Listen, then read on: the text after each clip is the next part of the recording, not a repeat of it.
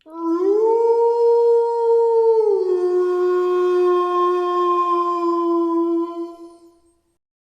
Friends, ఇంకొక కొత్త horror స్టోరీతో మీ ముందుకు వచ్చేసాను. ఈ స్టోరీ చాలా ఇంట్రెస్టింగ్గా ఉంటుంది. సో వీడియో మొత్తం చూసి మీకు నచ్చితే వీడియోని లైక్ చేసి మా ఛానల్ని సబ్స్క్రైబ్ చేసుకొని పక్కనున్న బెల్ సింబల్ యాక్టివేట్ చేసుకోండి. ఇక లేట్ చేయకుండా స్టోరీలోకి వెళ్ళిపోదాం. నా పేరు సుదర్శన్. నేను ఒక న్యూస్ రిపోర్టర్ని. హైదరాబాద్లో ఒక న్యూస్ ఛానల్లో పనిచేసేవాడిని. అయితే ఒకరోజు మా ఛానల్ హెడ్ నాతో ఇలా అన్నాడు, సుదర్శన్, నువ్వు రేపు పొద్దున్నే లేచి మన హైదరాబాద్కి దగ్గరలో ఉన్న అతి భయాన్ని గొలిపే పల్లెటూరు అయిన చందేరి వెళ్ళి అక్కడ జరిగే భయానక సంఘటనల గురించి తెలుసుకుని రావాలి. అదేంటి సార్, ఆ ఊరి గురించి ఎందుకు అని సుదర్శన్ అడగ్గా, అందుకు ఆ ఛానల్ హెడ్, అలాంటి ఊరి గురించి రాస్తేనే మన ఛానల్ టీఆర్పీ రేటింగ్స్ బాగా పెరుగుతాయి. పైగా నువ్వు ఆ ఊరిని బాగా క్షుణ్ణంగా పరిశీలించి అక్కడి వివరాలు వీడియో తీసి వస్తే నీ జీతం డబుల్ చేస్తాను అన్నాడు.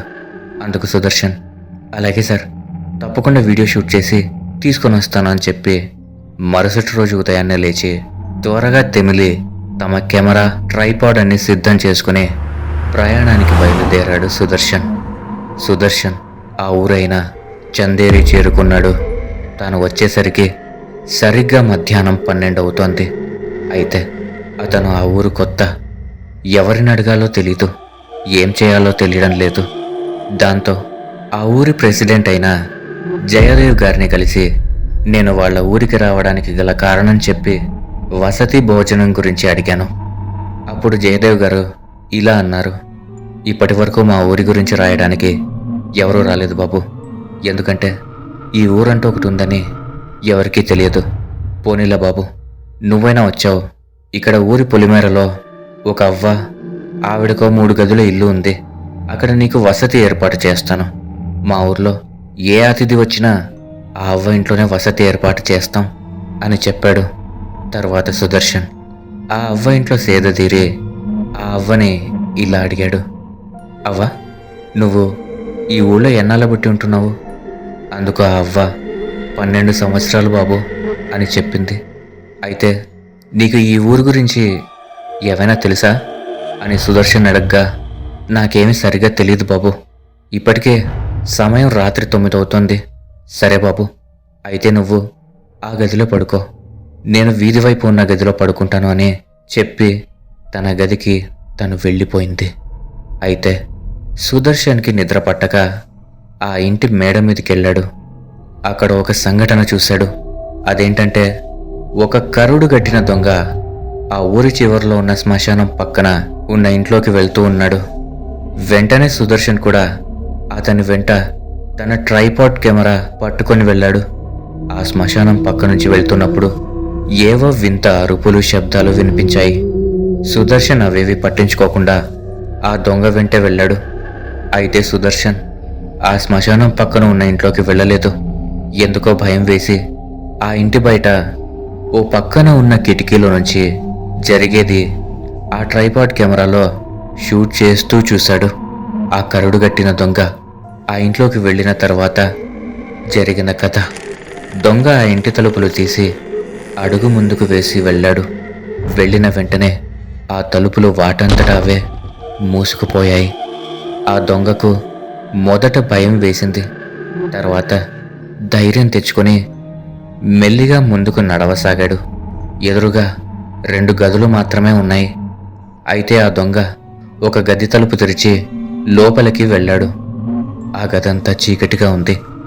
ఆ గదిలో తనకు ఏమీ కనిపించలేదు. వెంటనే తను తెచ్చుకున్న టార్చ్ లైట్ ఆన్ చేశాడు. చుట్టూ చూశాడు. తనకేమీ కనిపించలేదు. అయితే అక్కడ తను దొంగిలించడానికి ఏ వస్తువు లేదు అనుకుని వెనక్కి తిరిగి వెళ్ళిపోతూ ఉండగా ఆ గది తలుపులు కూడా మూసుకుపోయాయి. అప్పుడు ఆ దొంగకు గుండె జల్లుమంది. వెంటనే ఏం చేయాలో తెలియక ఆ గది తలుపు దగ్గరికి వెళ్ళి దబదబా బాధసాగాడు. అప్పుడు వెంటనే ఒక శబ్దం వినిపించింది. ఈ ఇంట్లోకి వచ్చిన ఎవరు ప్రాణాలతో తిరిగి బయటకు వెళ్ళలేరు అని. అప్పుడు దొంగకి ఒక పక్క భయం, మరో పక్క కోపం వచ్చి వెంటనే ఎవరు మాట్లాడుతుంది దమ్ముంటే నా ముందుకు రండి. అలా అనగానే దూరంగా ఒక నల్లటి ఆకారం, తెల్లటి కళ్ళు, వికృతమైన పళ్లతో చాలా భయానకంగా ఉంది. పైగా ఆ ఆకారం చేతిలో ఒక దీపం వెలుగుతూ ఉంది. అది చూసిన ఆ దొంగ భయంతో వణికిపోతూ ఉన్నాడు. అప్పుడు ఆ దెయ్యం చేతిలో ఉన్న దీపం ఆరిపోయింది. అంతే, వెంటనే ఆ దెయ్యం వికృతంగా ఏడవడం మొదలుపెట్టింది.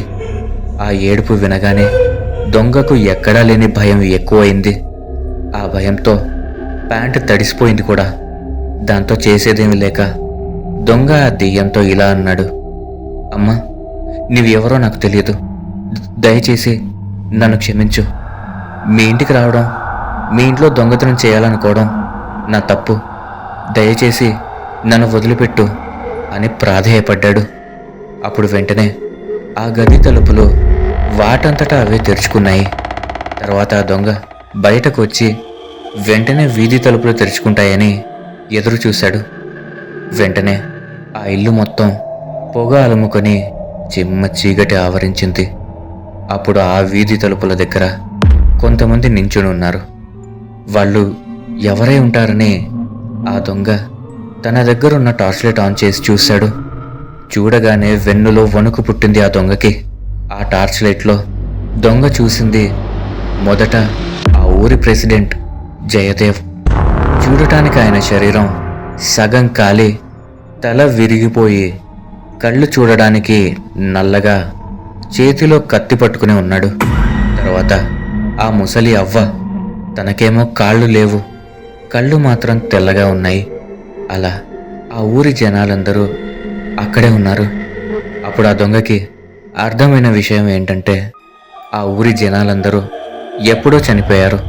అంతే, ఒక్కసారిగా ఆ దొంగ మీద పడి ఆ దెయ్యాలన్నీ కలిసి చంపేశాయి.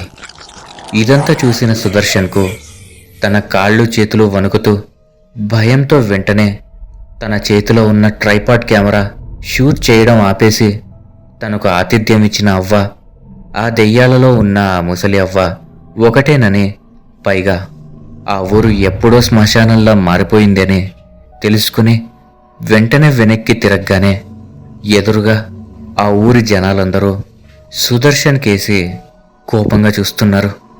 అంతే, సుదర్శన్ గుండె ఆగిపోయింది. అక్కడికక్కడే మరణించాడు. కొద్ది రోజుల తర్వాత సుదర్శన్ పనిచేస్తున్న ఛానల్ హెడ్ ఆతృతగా ఎదురు చూస్తున్నాడు. సుదర్శన్ ఆ ఊరిని షూట్ చేసిన వీడియో ఎప్పుడు తెస్తాడని. ఇంతలో ఆ హెడ్కి ఒక ఫోన్ కాల్ వచ్చింది.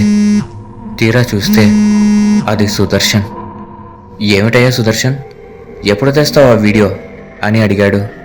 అందుకు సుదర్శన్, సార్, నా బైక్ ఇక్కడ చెడిపోయింది, దయచేసి ఏదైనా వాహనం పంపించండి అని చెప్పి కాల్ కట్ చేశాడు నవ్వుతూ.